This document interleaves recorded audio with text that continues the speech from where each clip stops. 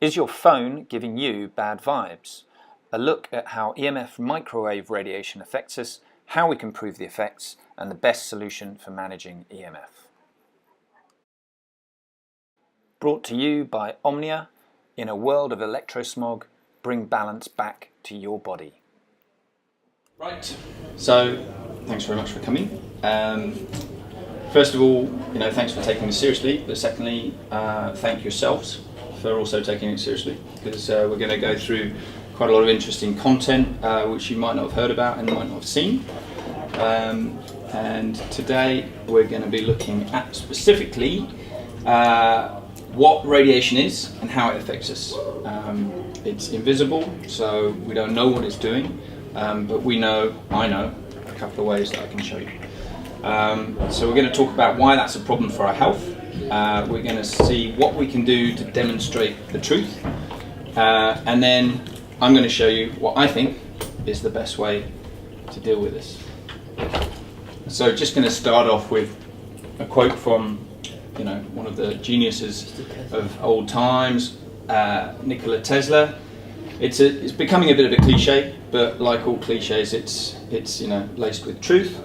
If you want to know the secrets of the universe, think in terms of energy, frequency and vibration. And over 100 years later, no one's really thinking that way. And yet we're letting in all of this radioactive energy, frequency and vibration into our lives. So science has no confirmed way of deciding what levels of radioactive frequency the human body can actually sustain. And that should be concerning to everyone. And nor will it be able to tell us what the likely effects will be.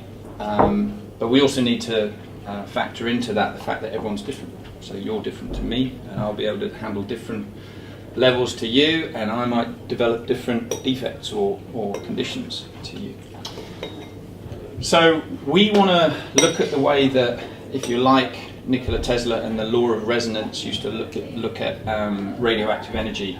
We consider it to be imbalanced energy. Right? All radioactive energy is energy that's out of balance with the natural law of the universe. Right? So if you like, your human body is in alignment with natural law, and electromagnetic frequency radiation is imbalanced energy. Right? Has a purpose, but it also has an impact. So from our point of view, it doesn't matter whether that energy is ionizing or non-ionizing, as it's classified by the scientific community. It's all about how energy moves around a cell. So in a balanced human cell, the likes of which you can just see here, there is light moving around the 0 point in the middle. Right? So effectively, it's similar to the way an electron moves around the cell. The light moves around in a toroidal flow. And it expands and it contracts, and the expansion is equal to the contraction, which means it's in balance, and that balance is what you'll find everywhere in nature.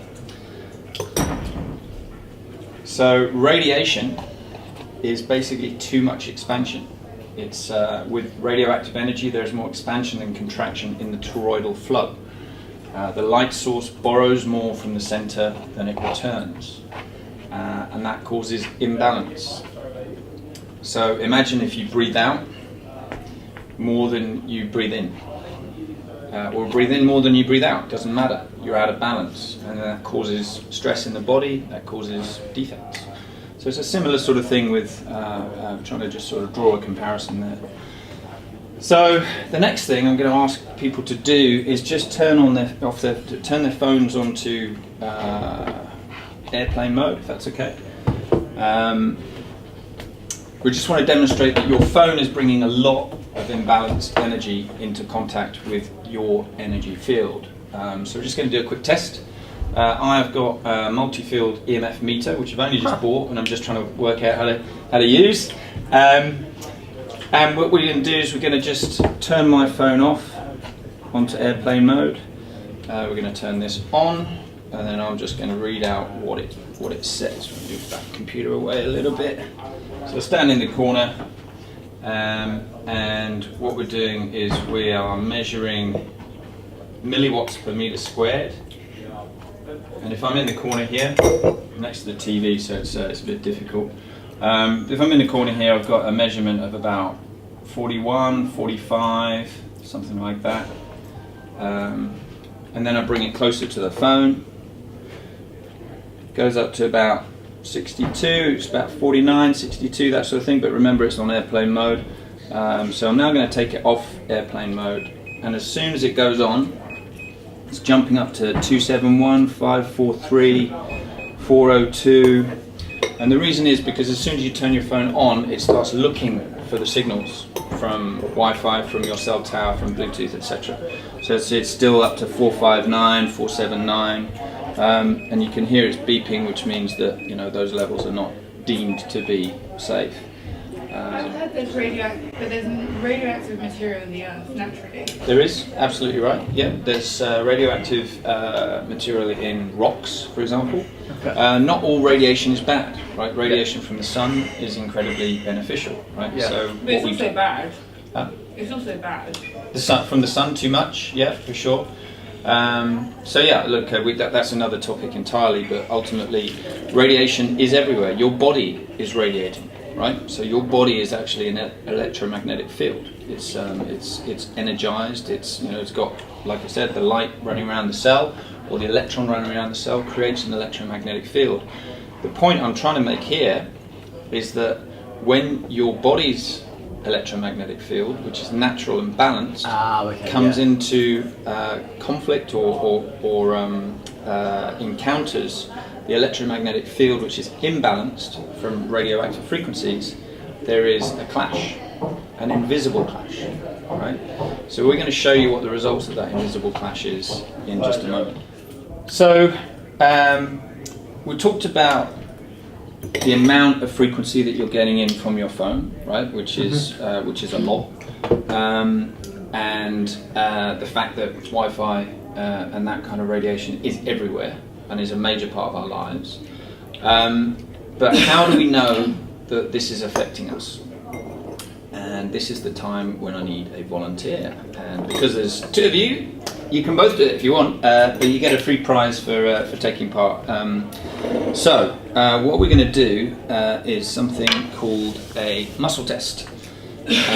So if you, what's your name, sorry? Dan. Dan, if you don't mind coming up here, what I'd like you to do is turn around and go like that with your hands. Just like that? So yeah, and just knit your fingers together and just create a pouch. Now a muscle test is where you use your body's energy and nervous system and strength to see whether you're going to react to a certain substance or not. Okay? So I'm just going to take everything out of my pockets as well, because otherwise that could be affecting things. So what I want you to do is just resist as I push down. So we just find the sort of strength that you have. That's good. And now, if you don't mind, turning that on and making sure that it's connected. And where do I put it? Anyway, doesn't matter. Okay, on me? Yep. So I put it in my pocket? Yep. Just to make sure it's on Wi-Fi now. Yeah, good. So just going to do the same test. Right. So did you see that? Same, was it honestly the same? Yeah. So what we're seeing there is you are made up of a whole load of cells that are vibrating at a certain frequency and are in balance, right? When you have your phone in your pocket, it brings imbalanced energy into contact with your energy field, and therefore you lose strength, you lose balance.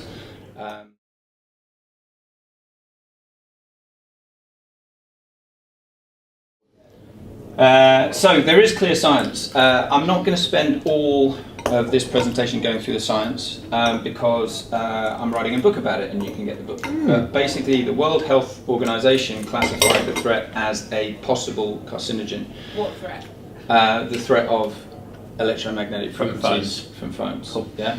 Now, in order for that to actually happen, they have to look at a lot of evidence, and that's not just something they make up, right? That is something that we should be concerned about. The Bio-Initiative report looked at 2,000 studies, which all came to the same conclusion, which is that these frequencies do affect us. And in the words of one of the famous exponents of the dangers of EMF. There's never been a time where one report with 2,000 studies has been wrong. So I've got the what they said up here, and it was an increased risk for glioma, a malignant type of brain cancer. Right. That was associated with wireless phone use. Great. I actually knew someone who had a neighbour who used to always put her phone in her head, slept with her phone under her pillow. She actually had brain cancer. Really?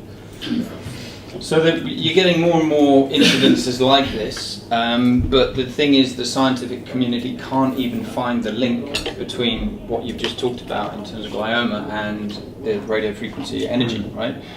Because it's way behind in terms of the way that it looked at things. It looked at things in terms of chemicals, blood, bones, quantitative stuff, like things it can measure, right? Yeah. And this is an energy equation. But what I'm going to tell you is that there is one finding which is absolutely crucial, which I guarantee you won't know about, and I'm going to just quickly tell you about it now. It might bore you, but basically, as in it might, actually. it might, yeah, good. When I say bore you, I don't mean bore you. It might be a bit of a headache. That's what I should have said.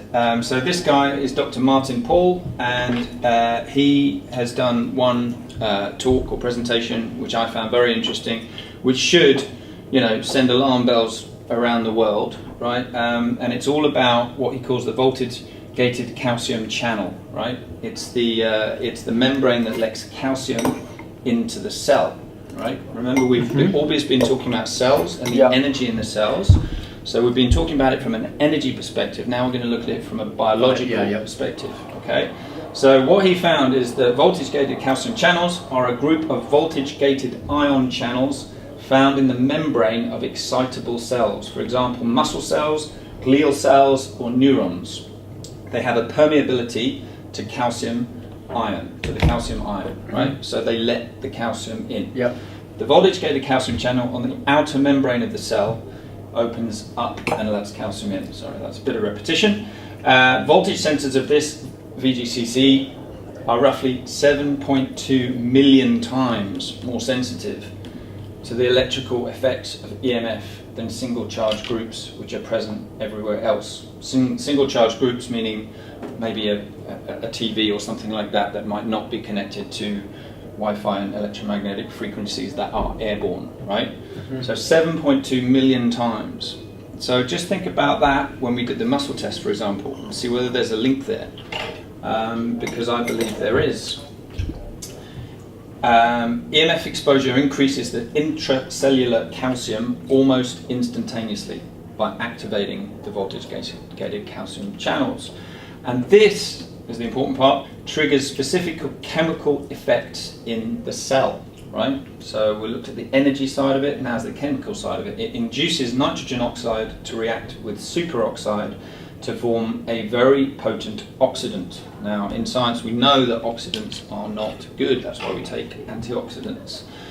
And this can release a lot of free radicals and cause a lot of damage, including breakdown of your DNA.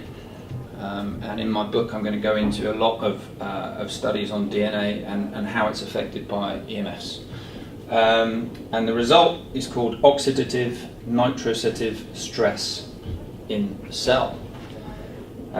So the reason that these ELF microwaves from phones and Wi-Fi can cause harm is because the target membrane is extremely sensitive, 7.2 million times. So it lets too much calcium in the cell. That causes an oxidative reaction. Oxidization leads to free radicals. Everyone knows that free radicals eventually leads to cancer, right?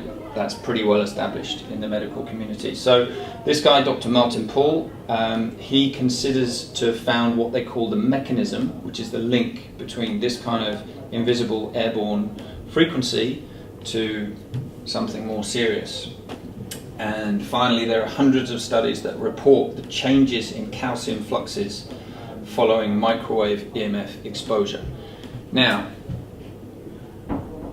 that's happening to every one of us all day, right? So that is something I think people should be taking seriously. So that's the the key finding, and the key sort of finding of my book, if you like, and the other findings I'm just going to run through very quickly, which are very much linked to this, but some of them find even newer things as well. Cellular damage we've sort of talked about. One of the big ones, and this is kind of big impact on the whole human race, infertility. Sperm count is one of the easiest things to do a test on, because it's numerical, right? And they're finding that the sperm count is heavily affected by people who keep their phone in their pocket for three weeks and then take it out. But also egg production for ladies, for women, at a very formative age. Then there is DNA damage, which is strongly linked to the VGCC discoveries. Also blood-brain barrier penetration, headaches and tumours. What's been found is that between the skull and the brain, there's the blood-brain barrier, and that is very sensitive to EMF. Heart defects as well, because the heart is the major electromagnetic component of the body, and that gets disturbed by the EMF frequencies. The immune system and how that responds because of the VGCC, as well as other things, and the membrane and all the hormones coming into the cell, etc. Mental disorders, stress, anxiety, depression, brain fog, concentration, fatigue, low energy, low electrical response, etc.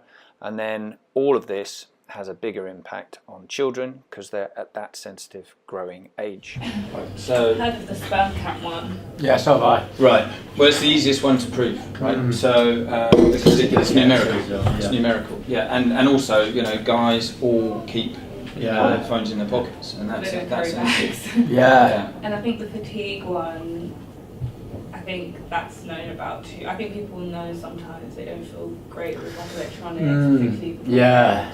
Right. My partner would be so into this. She'll turn her phone off and just put it in another room and say that immediately she just feels like. Right. She must be very sensitive because some people are. Yeah, she doesn't sleep. Yeah, some people have sensitivities. Yeah. You can't just put one patch on something and then just go, oh, I'm fine. You have to make adjustments in your life as well, because this has to be respected. This level of frequency that's coming into our lives.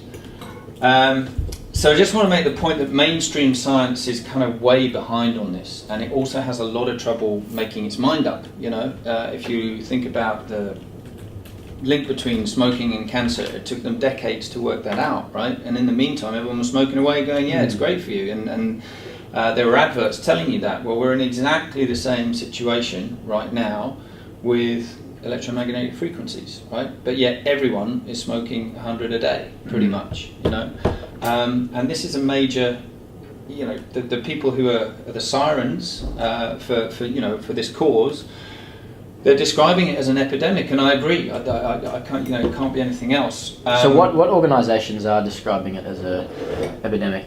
Well, funnily enough, it's more individuals that I've found, Yeah. and I can point you towards the individuals whose lectures are on YouTube, which I've found very interesting. But people like Dr. Ollie Johansson, Dr. Martin Paul, we've looked at already. He's done a talk for an hour on just specifically on the VGCC, and so on. There's Deborah Davis as well. She's a real key exponent, and she's been up in front of Congress and all sorts, just flying the flag, and yet it's suppressed. They're batted back a little bit like Nikola Tesla was back in the day. So this is information that's important, but it's being held back.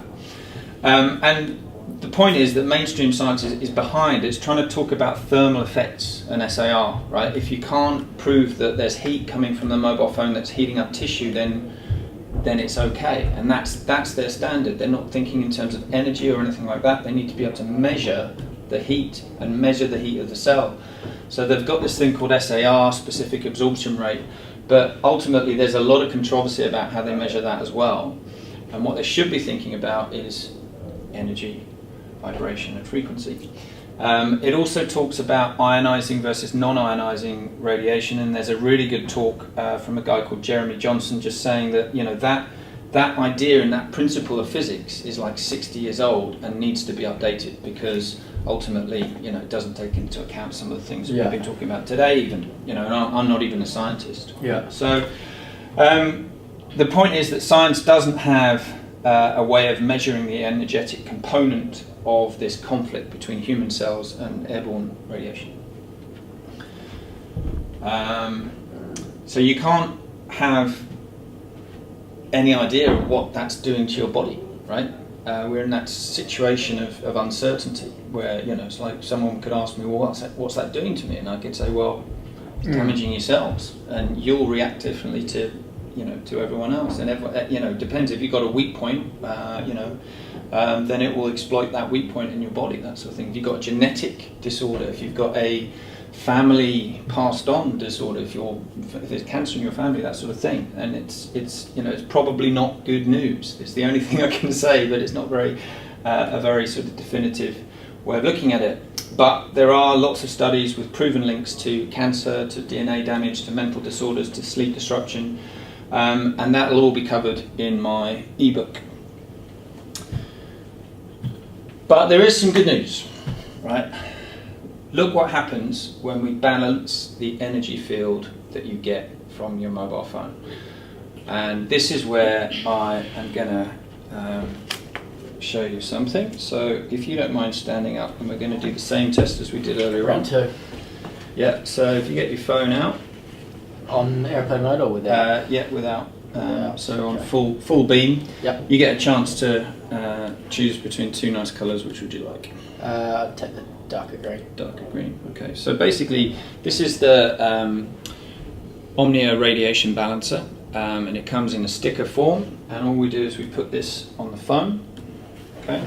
So just for balance, we'll just do the test with and without. Okay. So we'll just leave it there. And just do the muscle test again. Yeah. Turn you around, and knit your fingers together. So I can just push into that, and we'll just see. Yeah, you, I could see that you were sort of leaning forward and sort of doing the strength thing there, but basically, you can feel a bit weak. Yeah. Is that right? Well, Weaker. yeah. Relatively. Yeah, just more that I just feel not weak, but that's just normal. Okay. I don't know. Yeah.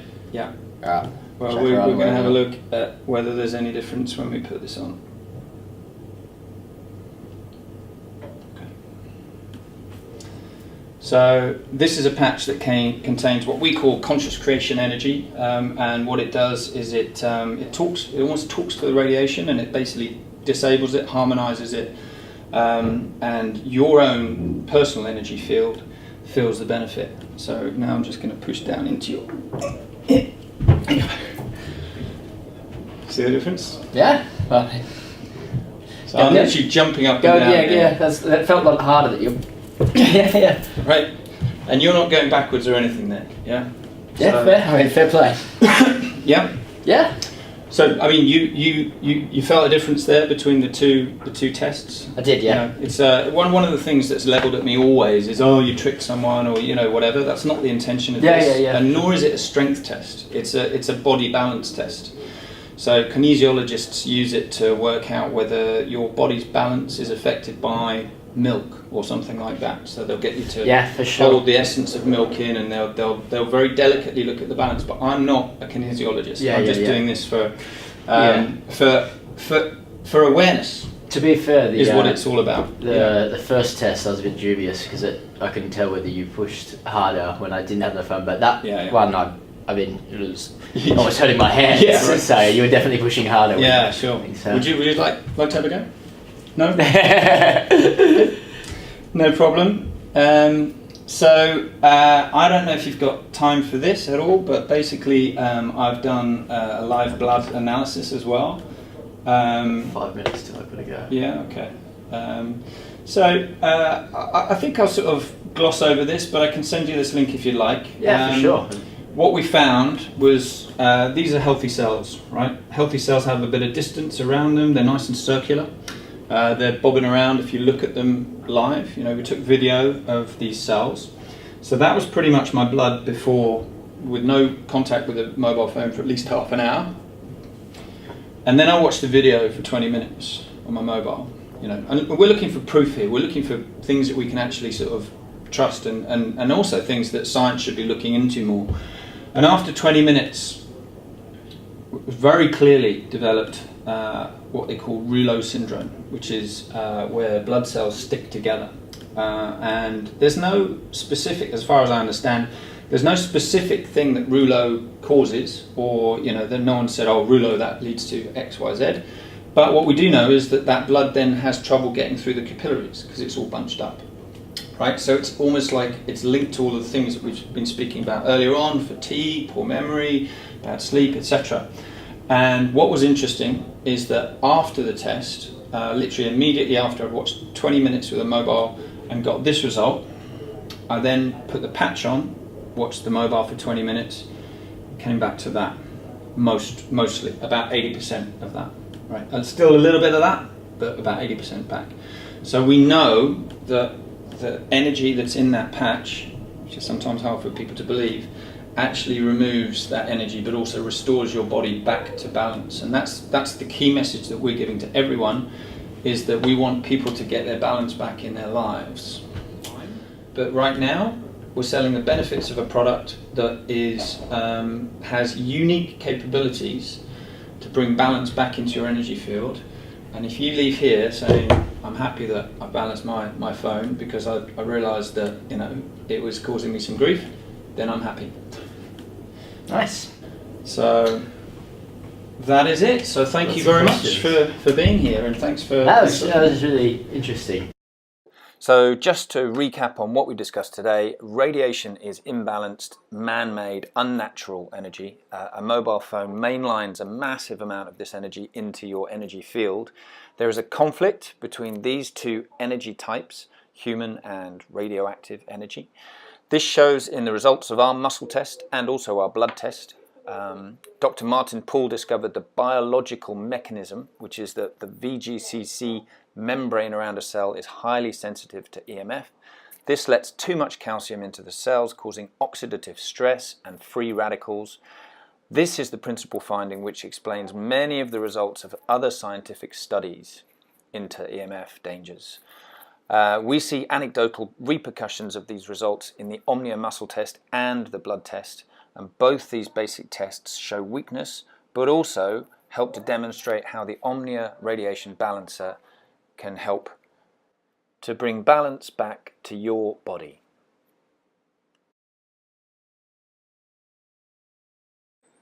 For the price of less than 1 month's phone bill, you get 3 Omnia radiation balancer patches, which you can apply to any electronic device, knowing that the balancing effects will last a lifetime, no matter which electrosmog fields you are walking through. We know that you just want to get on with your life, download data and use your phone, so just apply the patch today and you'll be in your balanced field.